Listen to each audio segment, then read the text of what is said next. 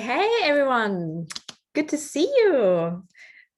So excited. We are joined by people all over the world, which is amazing. I always loved it. uh, Honestly, it's the first time ever that I'm running a live public office hour, and we got already so many questions. So this is something I'm going to do every single month, and any questions that come in are going to be answered. There's no question too silly, too dumb, too sophisticated, to whatever it might be. We're getting everything answered. When you can't make it live, send me questions throughout the months to cover it. I've got quite an array to go through. We are going to obviously cover your questions first. So anyone who wants to get started, please jump in. And it's also a conversation. So if you have any other ideas, experiences, please feel free to chop in and we go from there. Now, with that said, is anyone keen to get started, or should I just pick any question that I got from everyone who got questions sent in? Please just pick one if that works for everyone. Just go with it. Of course. Now, the first question is tips on career progression in a COVID impacted industry. And this is a big question because it impacts every single one of us. The thing is, now more than ever, it's more competitive. And another question was also, should I be known for one thing or should I be known for many things? Should I go all in with a specialization, or should I tell everyone how much I already know and then specialize? With that said, it's more competitive than ever before. And it also means it's more noisy, it's more crowded. It's harder to stand out. You know, maybe 15 years, it was easy to occupy the space, technology, productivity, time management, whatever it might be. These days, where everyone is a publisher and everyone can say they are the best, this is not enough anymore. So I always say you need to specialize to go deep before you can go wide again. And it also has this kind of halo effect, which means that people assume that when you're good in one thing, you're good automatically in another thing. So let's say, for example, you want to be, you know, a famous example is Arnold Schwarzenegger. Like, he was a professional bodybuilder. Then he thought, you know what, I'm going to be an actor. Boom, has nothing to do with each other. Then he went into politics and now he's going back into acting. But because he is considered as being good, as dedicated, as committed in one thing, you've got the halo effect that you're good in the other elements. And this is a really important part, that you need to find the narrative. You need to find the common threads there, what it is that you want to transfer into another area. And it is much easier when you say, you know what, the commonality in the industries that I've worked with, or the professions, if I've got different jobs and titles, was that it was fast paced. It was highly regulated. It was very toxic. It was very, whatever it might be. How can I create a narrative that I make sense to my next decision maker? And we all, COVID or not, have to change not only jobs, but careers more often, which means that we have to face more decision makers than ever before. So we need to know how we can package what we've got in a way that makes sense to who is going to open doors or who makes introductions for us.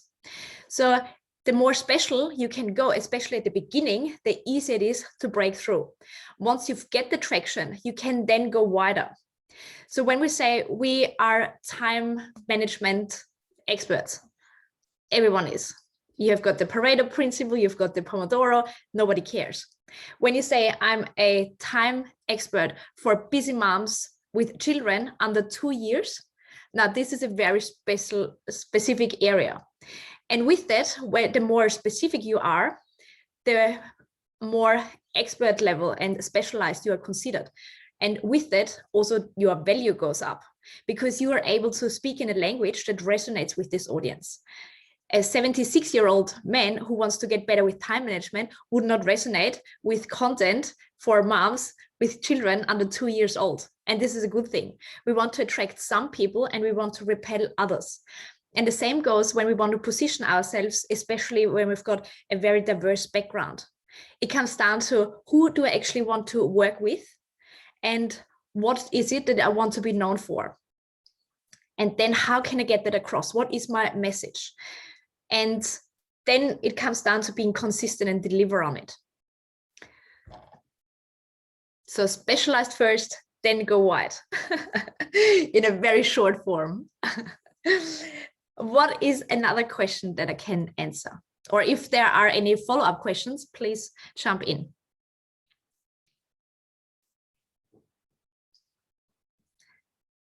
Don't be shy. Sorry, I'm just taking a few notes as you're talking. Oh yes, you get the recording, don't you worry. Now I've got another question, got asked, what is the difference between expert and authority and why does it matter? Good question. Experts are people who know a lot in their field. Authorities are people who can translate what they know in a way that makes sense to their decision makers. Now, when I'm a software engineer and I'm not, I'm an expert when I'm really good with developing websites, with knowing all the codes and the hacks and everything there is. Talking to a commercial-minded person who doesn't know what a programming language is makes them feel dumb when they've got a conversation. When I, as a software engineer, can translate, so you know how you often get hacked, you get major privacy breaches, it's because there's a system that's missing and it's a firewall. Now, all of a sudden, I'm translating. And this is exactly what shifts you from being an expert, how much you know, to become an authority. It's the translation of your knowledge in a way that resonates with people. And these days, we don't need more information. Like we can Google everything. We can Google how to build a bomb if we wanted to.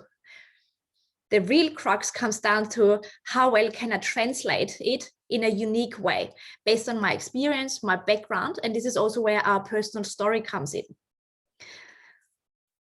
And how you can establish yourself as the authority is by connecting three elements. Too many are competing on credentials, on how much titles they've got, how many years of experience, which is one part, but it's not everything.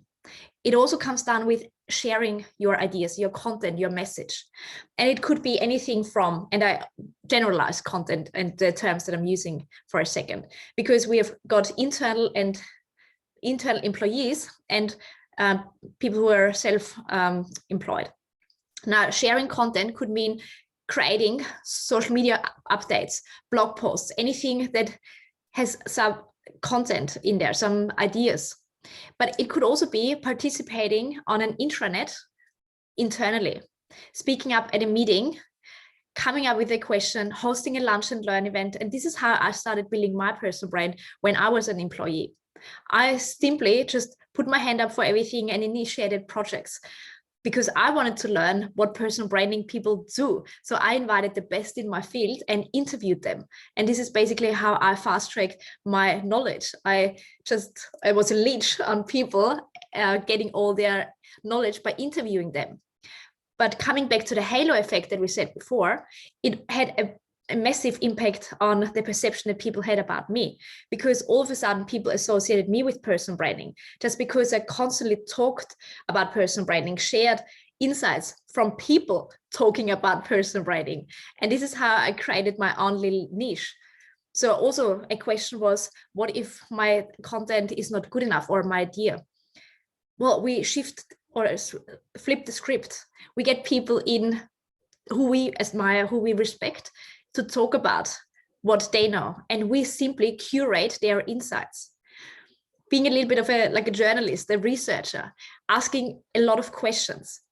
And this is also the third part when we talk about building your authority. So we had content, we had your credentials, your social proof, which most compete with, and this is years of experience and the titles, but this is, as I said, only one part. The third part is about network. How many people know of you who can make introductions, or in how many conversations do you come up for what you want to be known for? And creating content through others, meaning interviewing people, giving them the stage, hosting those lunch and learn sessions, an amazing way to build your own network. And at the same time, it also, if we're still in an organization, helps us to build our own presence there because we add value without necessarily being asked. We're demonstrating leadership skills without having the title of being a leader. And when we say, well, but I want to build my career outside of the organization, awesome. often when you build your career outside the organization, and I did the same, I also hosted external events, your value internally goes up because all of a sudden you get more traction. Also, other people see the contribution you make. At the same time, you build skills and a network that you couldn't usually tap into. So when I say we want to get better with public speaking, I could wait to get hired as a public speaker, which never happens. It takes a lot for people to reach out to you to become a public speaker, or I can host my own events. I started with going to meetup events, you know, we can now do everything online also, and simply asking questions. Then I pitched myself to become a panel speaker and say the next time you're organizing an event, I would love to contribute on the topics 1, 2, 3, not all the topics, the specialized topics. If there was something to talk about, how to optimize websites, not my thing. I don't want to be known for that. And then slowly but surely, I started hosting my own events. So you want to think building your brand as in bursts. There are stages to follow. Firstly, do a little bit of research and learning about what I actually want to talk about and what I want to be known for. Then it's about experimenting on a tiny little scale. It might be through asking questions, getting data points, shadowing people, volunteering, and then go all in with this one. All right, I can talk a lot. So you come to me now.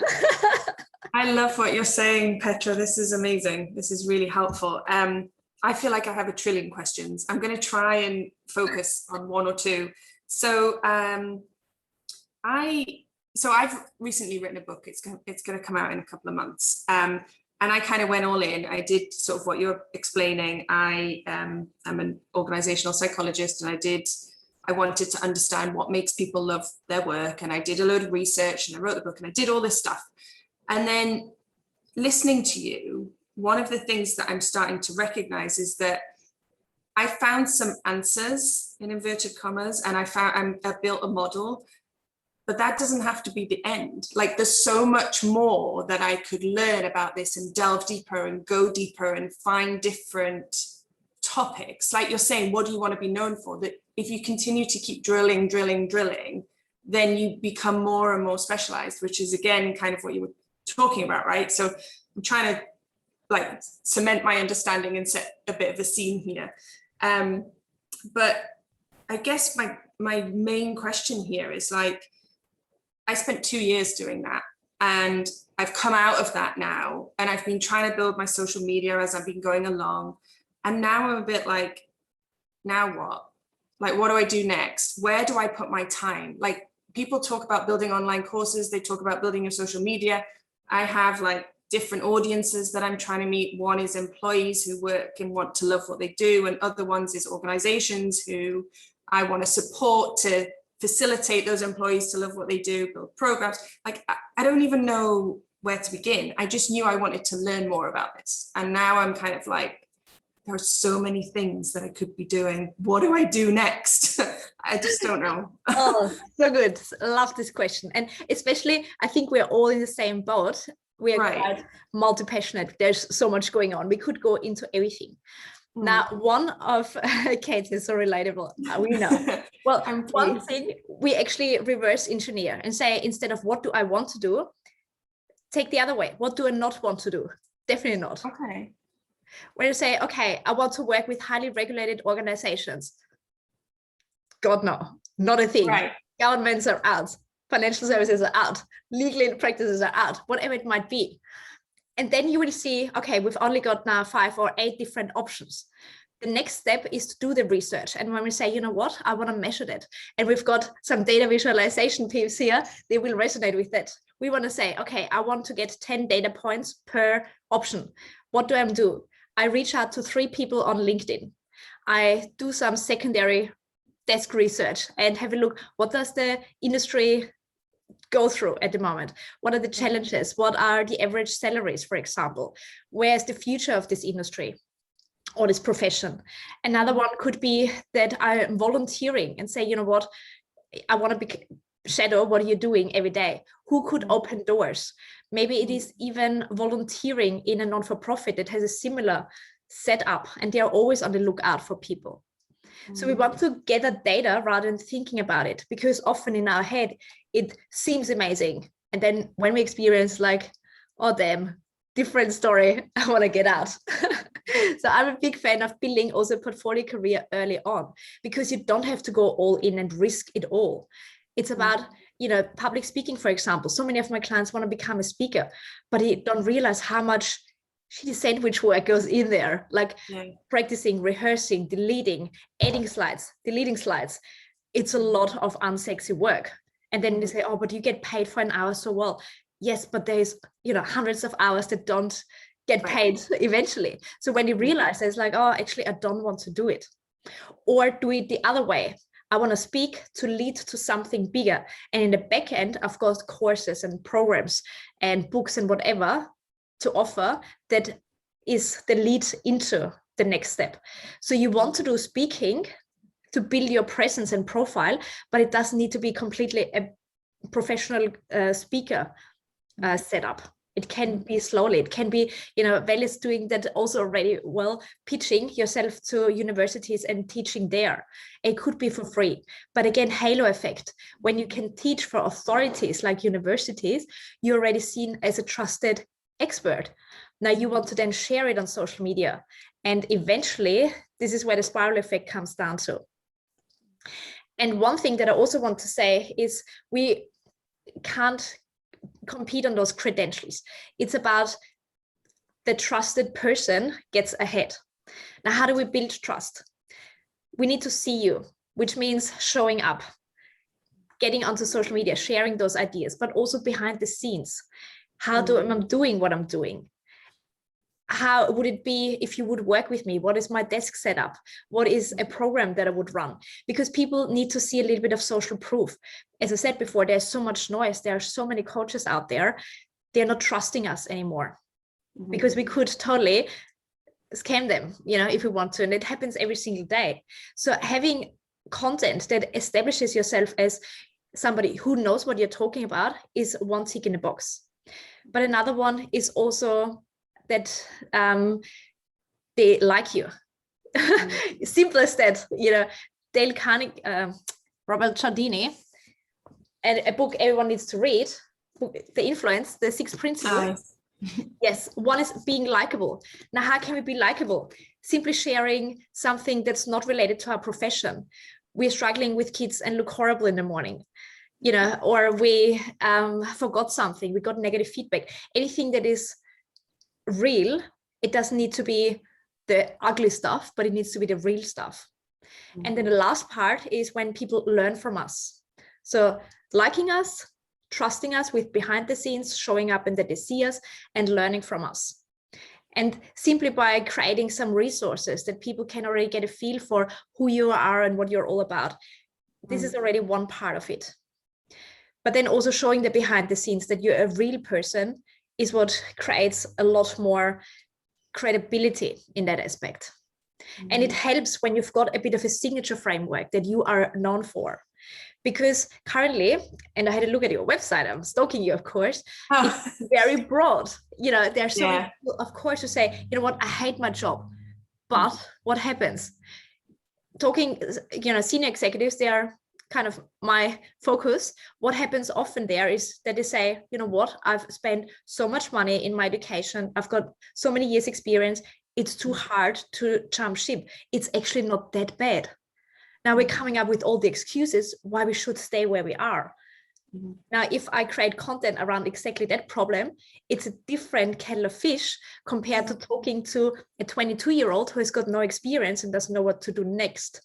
Because it's all about exploration, whereas this person is more about, I need safety, I need to have some, you know, security net to fall onto. And I'm busy too, because I've got a family, I've got a mortgage and so forth. Now I'm talking to 2 different audiences. Yeah, that's really fair. I've struggled a lot with trying to drill down my audience. And I still haven't done it. I mean, like I say, I've been researching this for writing this for 2 years, and then I've worked in the industry for 13 years, and I still can't figure out who my audience is, because I'm kind of, it's not in my nature to do that. I'm an inclusive person, so I want to include everyone. So to actually exclude people, I find a challenging thing to take on. Like even the idea of just working with women and not men, to me feels exclusive, and I don't like that. I like the idea that whoever needs support, I can provide that. So I don't really know how to get past that, actually. Well, maybe you've come across the brand archetypes, and one of them is an everyman. And that might be even you. I'll send you the test afterwards to do it. IKEA is one of those brands. It's an everyman. They've got something for everyone. Low price and budget and high price to add something on. But you choose. And basically what you want to offer is your expertise, the outcome, not the journey to get there, the outcome that might be to love your work. And we want to be a little bit more specific, because loving your work means, for some, I get finally the tap on the shoulder saying, I'm doing good work. For others, it could be, I'm getting 10 grand more paid. What is it that people are actually interested in, that they say, you know what, I love my work? For others, it's just giving back. It's different people. But how you give them the tools is on different levels. The ones who don't have the budgets, the entry level career professionals, they get a do-it-yourself thing. It could be an ebook for $20. It could be an online course. It's you do it once and then you duplicate it for a low cost, which is also a great way to establish some trust with others who may want to do more with you, but they're not quite sure if your style resonates with them. You send them 3 2-minute videos on your process or on some tips to get them moving. But then the next stage is a done with you approach. That could be in a bigger setting. It might be that you run 6, 8 weeks, 5 weeks courses, whatever it might be, with one session every week. It's a little bit more pricey because people get your time, but at the same time, it's not as expensive as you do the last part. This is a done for you. It's a one-on-one. You get undivided attention. We're focusing on your particular problem. But given we all only have 24 hours in a day, I need to charge a premium for that. Now, with that, you're still offering the same outcome, but in a different level, a different service. That makes perfect sense, actually. And this is why, you know, when we were DMing, said you need to find a bit of a framework. What do you offer? If there's nothing that you can explain easily, people are like, I'm not sure. Confused minds don't buy. When I say, you know what, and I take my approach, my 3 steps method talks you through the clarification part. What do you want to be known for? What do you want to stand for? How do you want to be remembered? What's your message?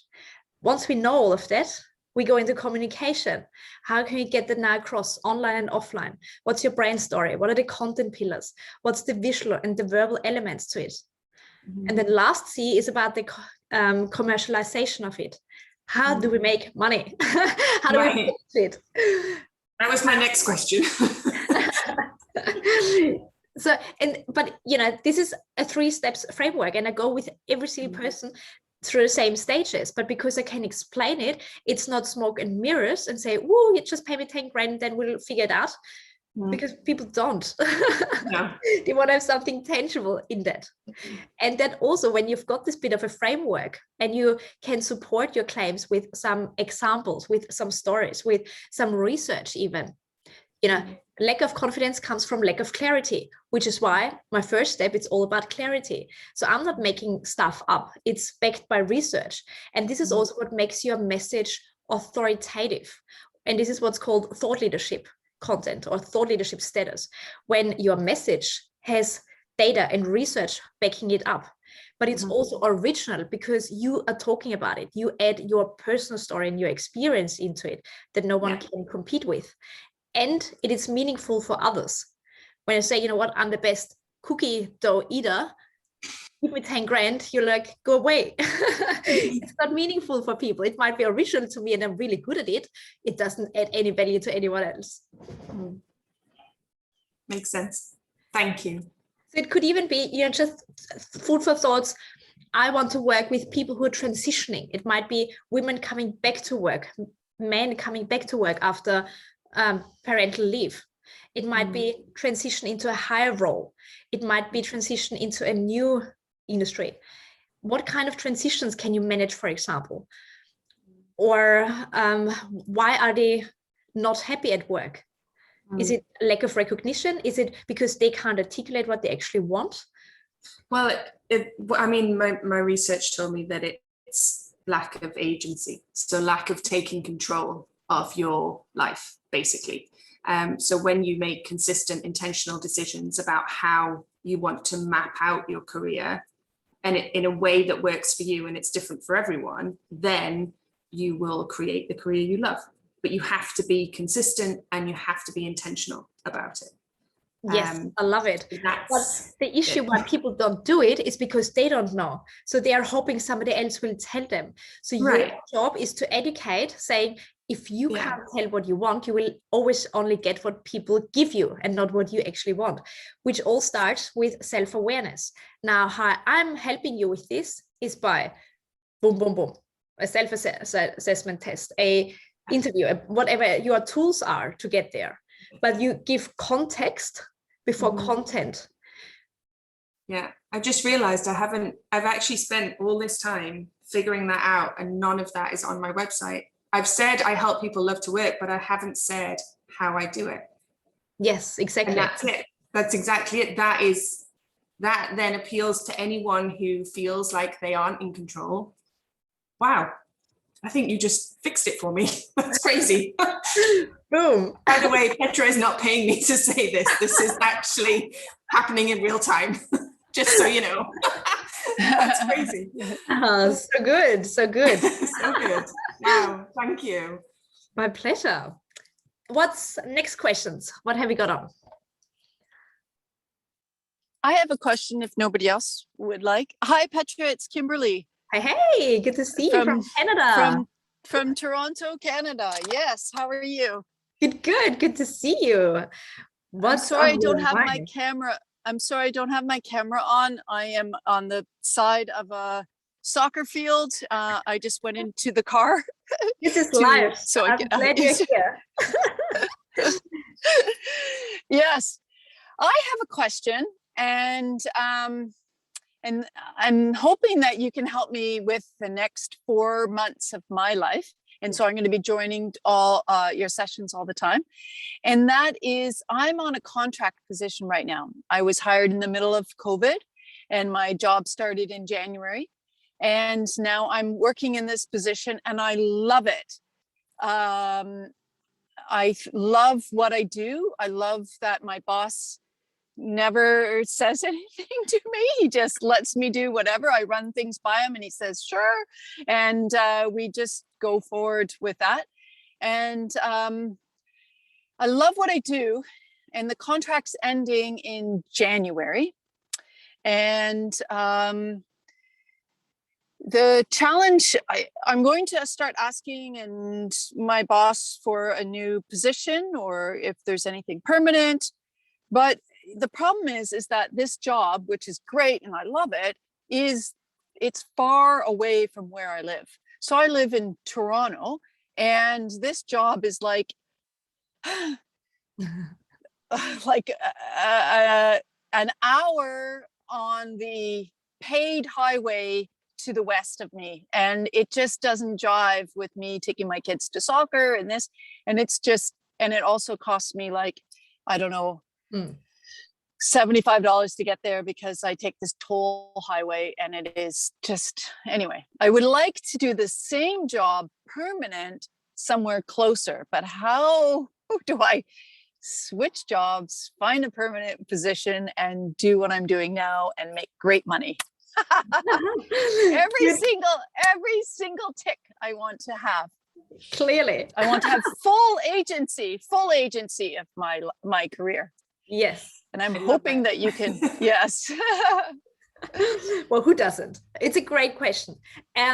Well, the one thing that I'm saying is there is no job security anymore. And wanting to have the full-time job is literally the biggest risk that you can run, because the company may decide, you know what, I put another manager in, you hate this manager, they hate you, and you're out. It could be they get financially sued, you're out, whatever it might be. It's putting all your eggs in one basket, not a good insurance. Uh-huh. So what we can rethink is, what would success look like? So we want to not only maybe progress the ladder, but you know what you said, I want to have flexibility. I want to not be in a car forever. So these are already success criteria that are not financially connected. They've got a bigger impact. But if I say, you know what, I'd rather have 3 freelancing part-time gigs and I can manage my own time. And yes, maybe I earn 5 grand less, but at the same time, I'm not wasting 2 hours of my life in a car, totally worth my while. So it's about redefining what success looks like. What are the metrics that I would say they are aligned with my values? I finally live to my standards, not to society's standards. And also, you are already working on your side hustle, which is great. But currently, and I'll be very brutal with you, it's Thank you. a hobby that you treat like a hobby. What we treat like a hobby will always stay a hobby. You want to monetize that stuff, which means we have to take it more serious. It is a business before it is a business. We are a leader before we've got a title of being a leader. We are confident before we are confident. We're just courageous at the beginning and our pants, and then we're getting confident because we get results. So you want to start thinking, you want to do teaching, especially with YouTube and video creation.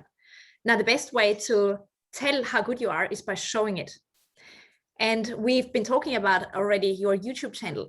It's also about sharing small snippets every single, not every single day, but twice a week on LinkedIn. 1-minute videos. You know what? This is how you set up a camera. This is my preferred light. This is how I remember scripts. This is how I'm writing scripts. Anything that's to do with video, and also the benefits of video for companies, is what helps you to be associated with video creation. And you will see how quickly the snowball gets bigger and bigger, that people reaching out and say, you know what, we've been thinking about videos. We have no idea where to start. Can you help us? Now, all of a sudden, you take control over what you actually want to be known for and associated with, and monetize that. And it might be only 1 client to start with. And the easiest way to get the first client in whatever we want to get into is to tap into a warm network, reconnect with companies and clients you've already worked with, and say, you know what, this is something I'm going all in. And because we've known each other for so long, I want to offer you a special launch deal. I create 10 videos for you, whatever it might be. Then we've got a testimonial. Then we've got a snowball effect. And by the way, if you're happy with what I do, I would appreciate if you can introduce me to 2 other people. So it's also taking control over the referral marketing, because, you know, how often does it happen that you give good reviews to whatever? Never. When something bad happens, we're all over social media and say it was the worst experience, just stay away from them. Good experience is expected. So we want to also be more proactive with the outreach. Yes, I was thinking, but it scares me financially to do things on my own, especially when I've got to pay for a lot of my kids' stuff, and there's no medical benefits in being self-employed. And when I'm full-time, it seems, you know, I have to balance the needs of my family with going out on my own, and it's I don't know. Yes, I know what you're saying. It is scary, but at the same time, it is scarier to be on somebody else's, to be at the mercy of somebody else. You know, I had to quickly reinvent myself twice, because firstly, it happened that I was in a toxic environment in marketing and I was put on performance improvement plan. The second time it happened, which I actually never talked about, was when I was in recruitment and a competitor dobbed me in and said, I'm doing stuff on the side which shouldn't be done. It was not the case, but it was still the negative flavor. And this is when I said, you know what, I hated working here anyway, I'm going. But I had to quickly find income overnight because I didn't plan to leave that quickly. Now, what happens here is there is no safety, which is why building a portfolio career now, when you already have income, to get the traction, to get the momentum, to be intentionally with what you put out there, gets you already the snowball effect. And it might be that you're only getting one client for $500 or $1,000, whatever you're creating for them. But then you build a snowball effect by getting other introductions, by using that as a portfolio to send proactively to others. Also making strategic networking a thing. I've got in my calendar 6:30 to 7:30 in the morning. It's my networking time, and I'm replying to DMs and sending proactive outreach requests when I'm at the gym on the treadmill. So it's also about putting those working on your career activities in your calendar, because otherwise we're always going to be on the treadmill in a bad way and stay where we are. It's about extending the network that we want to get in front of. And also it could even be that you say, you know what, I want to see how I can maybe teach part-time at a school at night and teach free classes there, whatever it might be. So it's identifying how else can you use your skill set that is not necessarily a full-time capacity, but gives you multiple engagements and multiple income streams, that you still have the security and the safety net of stable income whilst you're venturing out doing your own thing. Yes. One thing for you to consider is also, how can you offer what your skill sets are to a company and package that already? Because the worst thing that we can do is to say, what can I do for you? Not sure. Nothing. People don't know what they can do. So asking this question is nice, but you will always see, oh, it's fine, I'm good, because people don't know how to answer that. The worst thing is when you then say, what can I do for you? And they give you their dirty laundry list to do everything. So that's the worst case scenario. So I say, you know what, I've seen your social media presence is quite low. What I would propose, because I know video can be quite daunting, I'm producing 3 videos and it costs you only $500 because it's a launching offer, blah, blah, blah. So you packaging already upfront what you actually want to do, because with that, they also associate you with that piece. And maybe they say, you know what, no, I actually don't need it, but I know of somebody who is looking for somebody. And this is how we build our network indirectly, simply by telling people what we want to do, that they can connect us or introduce us to the relevant people. This is where your message gets.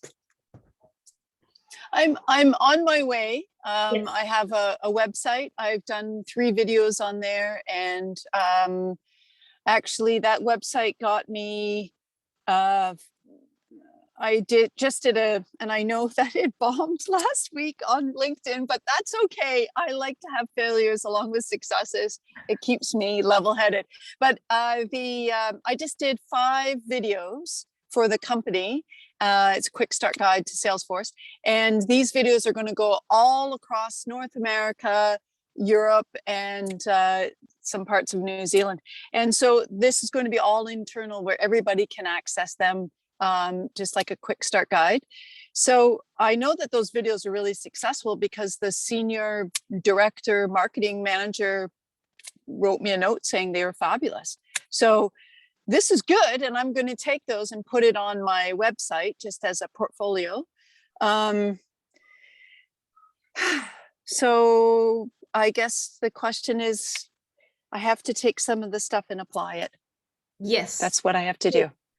And it's also 3 videos on a website is not enough. Nobody comes to a website if you don't drive traffic towards it. Right. So when we raise awareness on social media, and I'm actually not quite sure if you actually want to produce the videos for them or if you teach them to do their own videos. Because what you want to do to build this trust and the credibility is actually show how you do it. You know what, I'm super excited to record Salesforce videos today, and this is my setup. I've got boom, boom, boom. So you establish yourself as the authority, how you go about it. People are more interested how you do it, not what you do. And everyone competes on the what I'm doing. You know what, I can go on Fiverr and somebody produces me a video for $5. We can't outcompete them. But if we say, you know, their requirements are, it needs to be less than 60 seconds. God, how hard is it to get a message across in 60 seconds? I'll show you how to do it. Boom, tick in the box. I address the pain point that they think already and that you address early on. You are the authority. Thing is, it's all about the light and the microphone. The microphone I'm using is this. So we want to talk people through how you actually get the output The output is secondary. Nobody really cares. Okay. And with this, you have content for every single day because it's a 1-minute video and you can break that down. So that's exact. I also did those, the 5 quick start guide to Salesforce. That's going to go across the company, and it's a very big company. And the second thing I did is I also did a lot of 1-minute tutorials. And I did those for 2 different products. And it's just really snippy. Here's how to create an account, and you're done. And then I just did these 1-minute videos and with pop-ups, and it was really fun and cool. You know what? So yeah, I guess I should do that for LinkedIn. Exactly. You can also do a time-lapse video that you do something for 2 hours, but it's only 20 seconds, and it shows your personality. And with that, nobody can compete with it. And at the same time, what you could also think about is, what are the reasons why people don't do videos? It's too daunting. They have got zero idea what to say. They don't have the right equipment, all those objections. And you put it in a guide and said, you know what, I put together the 7 most common objections or reasons why you're not doing videos, but also how to overcome them. Like the tech, it's too daunting. I don't want to touch that. Now with that, you also build your own email list who opt into something that they say, you know what, I'm interested in video. This is who you can market to eventually, because they already raised their hand and say, I'm interested to learn more about it. Actually, what I did for those 1-minute videos is I took the subject matter expert. I coached him on what he's going to say and what he's going to do. And then I recorded it. I was on the other end of the Google Meet, and I recorded it, and then I added in all the graphics and everything. And sometimes we did 4 or 5 takes until I felt that it was right enough. And then we put it, and then I did all the editing and the packaging. So I did all the planning, the preparing, and then I just got the subject matter expert from the company, and I coached him on how to do it, and then I just edited it all together. So it was, well, yeah. Now it makes it a lot clearer also for me what you're actually doing. This is what you need to think about. People need to have 7, 10, 15 touch points with you saying the same thing over and over until you realize what you actually do. We're all too busy that we are not worried about what other people do. So if we are not reinforcing that and how we do it and why it's beneficial and the reasons why people don't do it and so forth, always talk about the same problem from different angles, we're just getting into the mess. We're not getting recognized. We're not standing out. You can then also coach this executive and say, I would love to have a 30 seconds interview. Why did we work together? How was it? What was the most daunting thing? And what was the outcome? You get a testimonial. At the same time, he can also share the experience. Right.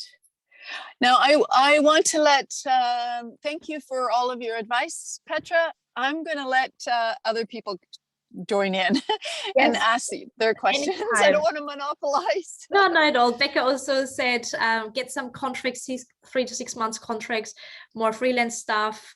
And it sounds like you really know what you're doing. Keep going. Exactly. We just need to share it more often. And we think it's so natural because it's natural to us. For others who are not ingrained in our field, they have got no idea what we're talking about. And this is coming down to becoming the authority, breaking the complex down into something simple that they can grasp, that they can understand, that they can realize, you know what, I cannot not have that, or her or him. And this is how we can establish ourselves and stand out from the crowd. Well, thank you very much, Petra. My pleasure. Good to see you from Canada. Yes, thank you. No worries. Who is next? Any other questions? Go, Kate. I have a question. So last week I had a talk for CPA Australia, and I was pretty happy with how it went and everything. Fine. But I recognized afterwards I didn't at all set up any sort of like ongoing. I didn't manage it well. Do you know what I mean? Like I didn't set up anything that could be getting work for afterwards. I think the people that were there were all young professionals, which is not who I target. I kind of target decision makers and the high levels in the organization. So my question, I guess, is like, how do I do that? How do I kind of start to get that conversation happening and try and maybe target those decision makers, make those people go back to, do you know what I'm trying to say? Yeah, definitely. So do you mean CPA, the industry now, or in general, who you can target now? Industries in general, I kind of target organizations because they're all from all different organizations. Yeah. Well, one thing is we can still go back to the CPA association and see who was there. So usually the president of the organization or the most senior from the juniors could also be there. Just staying in touch with them and getting a couple of testimonials, because it's still social proof. You can still add the logo now on your website or on your speaker kit that you say, I spoke to CPA, doesn't matter junior, seniors. Yeah. Then we can also reach out to the more seniors. And for example, not just the Queensland director, but the national director for CPA, and say, I really enjoyed last week's talk. You've got such a fantastic association. I would love to put my head into the ring for more engagements, or what the clients that mainly we work with are in left-brainer or in logical or in technical areas of expertise like finance. If there are workshops on data visualization, so you want to point out what you can actually do, I would love you to consider me, happy to send more information. So we leverage that because you already have your foot in the door. We just need to widen the door now. Yeah. CPA is a big beast. Yeah, it is leverage. That's what I was looking for before. Yeah. Okay. So just, go back to exactly that contact.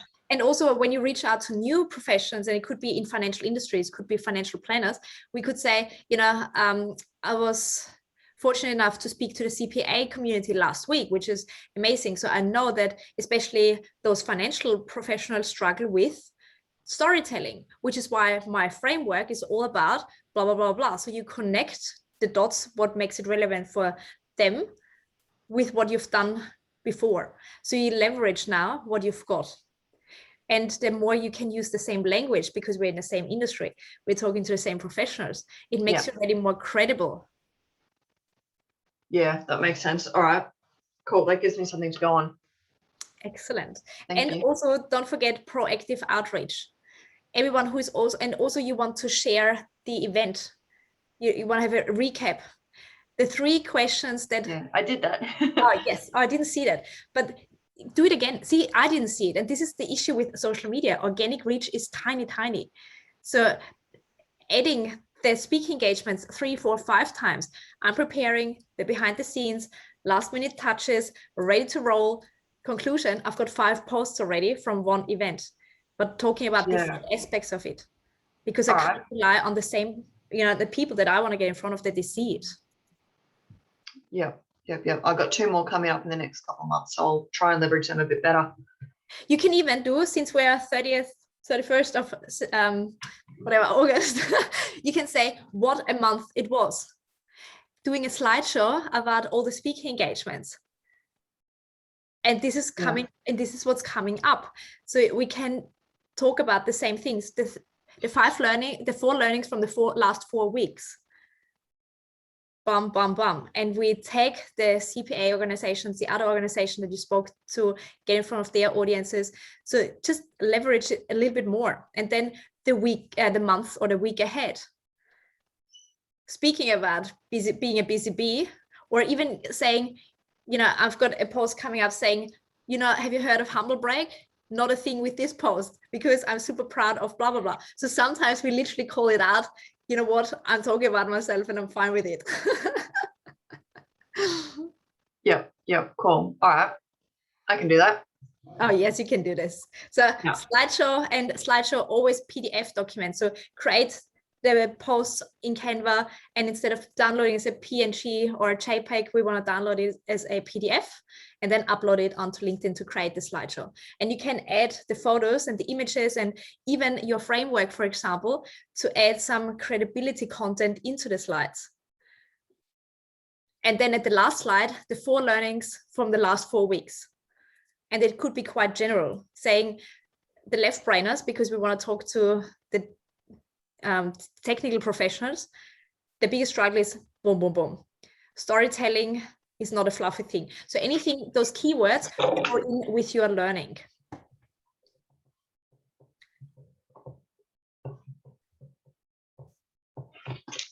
Yep. Okay, cool. Easy. Yeah, that helps a lot. Yes. So this is why we always, you know, in the content creation workshops, planning the months ahead, that we already know what do we have coming up and how can I leverage a speaking engagement or a workshop, whatever it might be, in multiple ways. And for example, because I'm speaking at the Deloitte API days in a couple of weeks, and I've literally documented all the behind the scenes, I can't tell you how many people have reached out to me over LinkedIn stories, not necessarily Instagram stories, but LinkedIn stories, saying, thanks so much for the insights. I can't wait to meet you there. So now all of a sudden we already have a one-on-one DM conversation. Yeah, okay. Because, yeah, this is giving me a lot of ideas. Because I've got something at the moment. I've got this session. I've got 2 sessions at an event in a couple of weeks, months. I don't know. It's October sometime. I'm doing beginner data storytelling, and then advanced data storytelling, and trying to like split my content has been the biggest process. So maybe I should like to work out what goes in what. Maybe I should try and document that a little bit. Yes, exactly. Because I Yeah. didn't know there's a difference between beginner and advanced storytelling. I thought storytelling full stop. So when you say, I just made it up. It didn't exist until a week ago. perfect, even more unique, because I'm like, I want to know more. I want to be an advanced, but I've got no idea what the difference is to start with. So, you know, the post that you made between when to use a pie chart versus another chart, I was like, geez, I didn't know that. I just use any chart. So, Oh, okay. exactly. But it's natural for you because you live and breathe it. I don't. Yeah. I want to learn from somebody who lives and breathes it. And the more you can create, and don't be afraid to create your own framework, saying, you know what, there's something between a beginners and an advanced. Everyone is so afraid that they can't tell an amazing story and capture people's attention for an hour. You know what, you're starting with a minute, and it's the basics, and this is what you cover. It's like, I can do this. And then we work our way up. And with that, you also extend your customer life cycle, because you're training organizations and their teams on the basics. But then we say, you know what, you have now reached the level that we can tap into the advanced. Who is excited? And we've got another contract coming in. Yeah, okay, cool. That helps a lot, actually. And yes. On another topic, can I just show you? Go for it. I know I've done your content webinars for like a year now, but I'm finally catching up. Oh, look at this. I've got all my pillars finally sorted. Stop it. Too good. Well, this is what you want to post straight away, and behind the scenes. Also saying, you know what, I know how important it is to create content, and I'm struggling with it, but this is my process, because you're all about data visualization. And saying also, for things that are not natural to you, you make it natural by adapting a system that works for you. And here is mine. So you're educating about your process, because all the technical professionals you're working with, they say storytelling, hard basket, I'm not doing it. But it's also establishing a system for them that they can fall back on to make it a habit. And you lead by example by creating something that's also not naturally supernatural to you, but you show it. You can literally find content in anything, honestly. Yes, and this is what I love so much about personal branding. When you're so aware of those content pillars and what you want to stand for, you go out for a walk and say, oh my God, this is a story, and this could be a next reel. You're just more alert. And you know, in a story last week, I said, as a thought leader, as a speaker, you're paid to think for others, and that requires a lot of space. It doesn't require time, but it requires white space, which means going for a walk, having downtime. Don't do the doing all the time. This is where the best ideas come up. But people are so busy with just scrolling social media, constantly doing something, that they can't think clearly because they're so crowded. Going for a walk, there's a study that shows 30 minutes walk equals $30,000 pay rise, simply because we come up with a new idea. And I need to find this study because it's been so fascinating. It's all about making space for the next step. We can't solve the next problem with today's thinking. So leveling up. I love it. Yeah. It's crazy because I reckon I can find a story in anything, and that just is Exactly. content, and it's the same thing, but oh, it feels so hard. But I see it when you say it. Okay. And the Thank more you. you practice it, and it's just the practice, the easier it will come and say, oh, this is why people are struggling so much with storytelling, because it's not a framework. Well, I can develop something that it's so easy to explain. And this is it. Yeah. Thank you. No worries. No worries.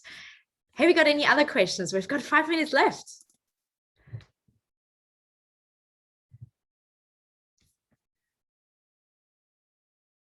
I'll just double check what else we've got coming up here. We've got the expert versus authority, niche versus wide. We've had that.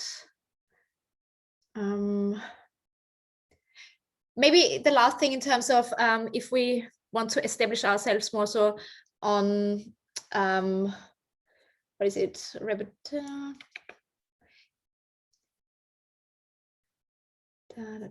What? We've covered that. Any final questions that I can answer? Maybe just to recap how we can establish ourselves as the go-to person. 3 parts. It's social proof, the credibility, and also think credibility wide. It is your education, it is your expertise, but also projects you have worked on. Maybe they've got a high profile in the industry or in the company. We can be associated with this. Maybe we have a mentor who is reputable and respected already. We can use that. Anything that shows others that we know our stuff. But this is only one part. We don't want to compete with only that. This is where we become a commodity. The next thing is creating content and those original ideas. And this is only a standout when we can add our own aspect and our own flavor to it. And this is where the story, our own story, comes in. You know, it's been the last 12 months have been the biggest learning. I thought it was so natural to storytell until I realized it is not, which is why I came up with the framework. So all the time, context before content.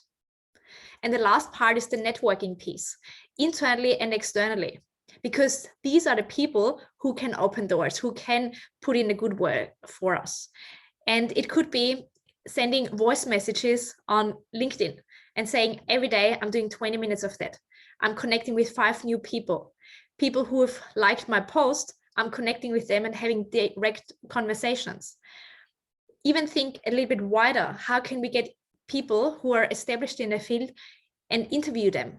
It could be for informal conversations at, you know, coffee and chat, 10-15 minutes, and you share snippets of it on social media. Firstly, you learn from them, you build relationships, and you also create content. With that, you're more visible to other decision makers. So these are the 3 aspects: content, sharing ideas, internally and externally. As I said, also intranets, creating those lunch and learn sessions. It comes down to who and where do we want to be seen by, not by everyone, but by particular people. The next one, so content creation, credibility, social proof, and the last part is networking, online and offline.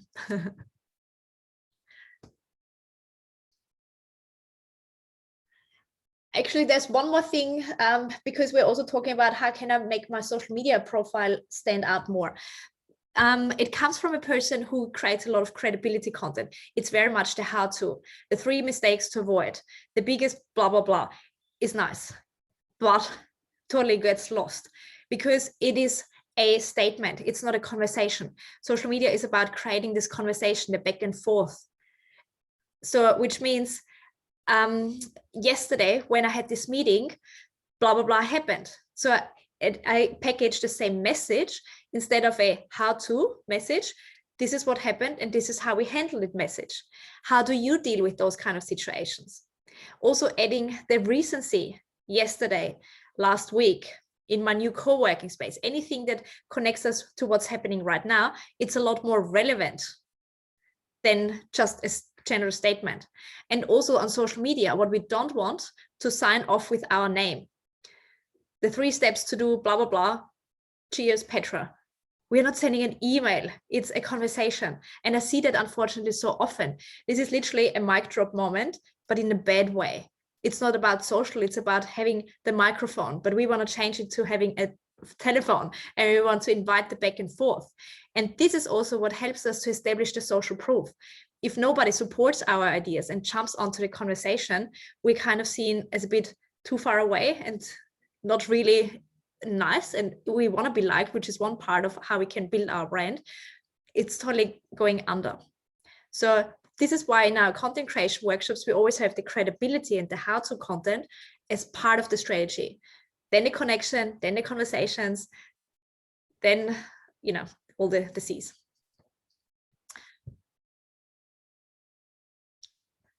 All right. Any other questions? As I said, we're going to host it every single month. If you've got questions in the meantime, I'm collecting them all, and could even be that we do a second session throughout the month, because I love those sessions. This is also how I can create more content, by simply knowing what is on people's mind, what is the biggest struggle, what kind of words are you using that I can use to make it more relevant for everyone. It's not something that's special to me. Everyone can host it. And if one person shows up, amazing. If no one shows up, amazing. It's a practice. Oh, this is nice, Becca. Thank you so much for joining from all over the world. It's good that we finally connected. And this is the power of social media. We can connect with people from all over the world. So let's embrace it and let's enjoy it. Thank you, guys. I love seeing everyone. And I'm looking forward to putting all their learnings into practice and connect with each other. This is our network here. Connect with each other. I'll send you all the details. Thanks, guys. Nice to meet you all. Bye. Bye-bye, guys.